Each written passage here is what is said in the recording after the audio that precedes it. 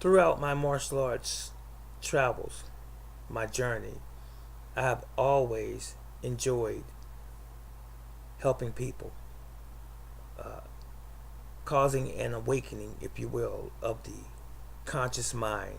And after that, of course, it's going to be the subconscious mind, and things will be stored there over a period of time. You see, the conscious mind is something that we use right now, and that's who you're usually dealing with. And the subconscious mind is who we really are. I'll let that marinate for a moment in your minds.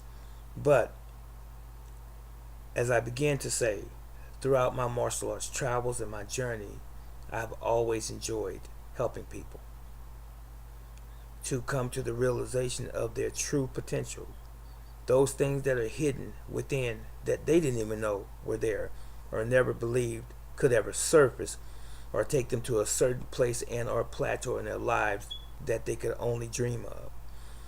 That's always been my purpose and my goal. And I learned this as a child, a young martial arts practitioner.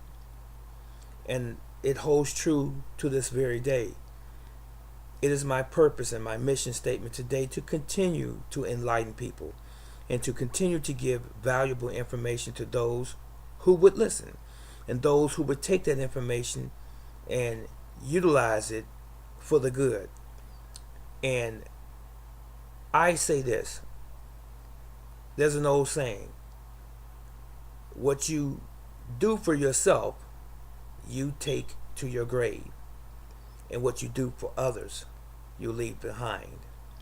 That's a very, very profound statement if you really think about it. I want to leave a legacy of all of those things that I have done that are good so that once I'm gone, hopefully the next generation of my students or people who I influenced and my family members would carry that same legacy of that which is good, of course, to the next generation and the next generation and perpetually from there. But there are some people who are only about themselves. All they care about is telling you how many students they have. Oh, we have 2,000 students, we have 500 students, we have 300 students, and we make X amount of dollars a year, and all of my students just came from this national tournament, this international tournament, and we won this and we won that. All of that's good and well. And you're supposed to be proud of your students and of yourself for that matter. But sometimes people take it to the extremes. Sometimes people are in the martial arts for lucre or money. The Bible says filthy lucre. Sometimes they want to try to become famous through the martial arts and use that as the vehicle. You know, people can make a living or they can become even very well to do or even wealthy in certain facets of life. People in the church do it all of the time. You see your mega churches where people make millions of dollars in the large congregations. And you see politicians do the same thing. They make millions and millions of dollars in salaries and speaking engagements, such as presidents as well. And some people think martial artists can't become wealthy, but they can. Look at the Gracies, for example, just to name one. Now, when you are influencing a group of people or an individual as an instructor, you should always maintain a state of humility. And you should always serve that individual first. Remember, that student pays you for your time and for your knowledge.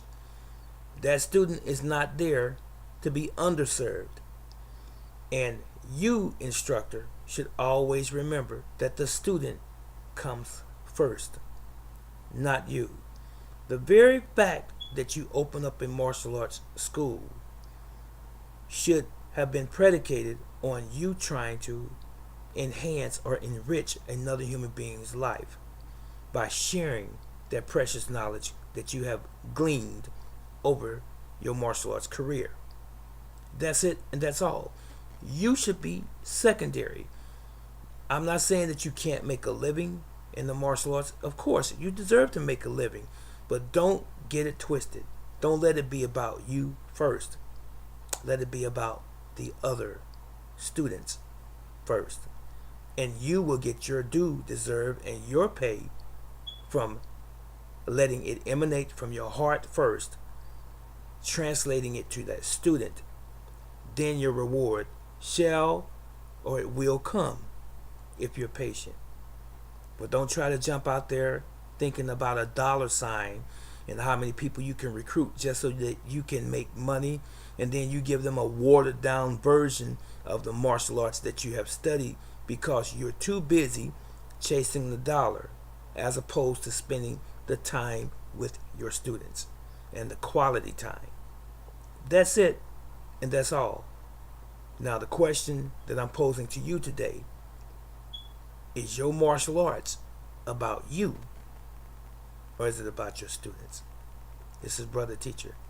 Let us all know. I'm out.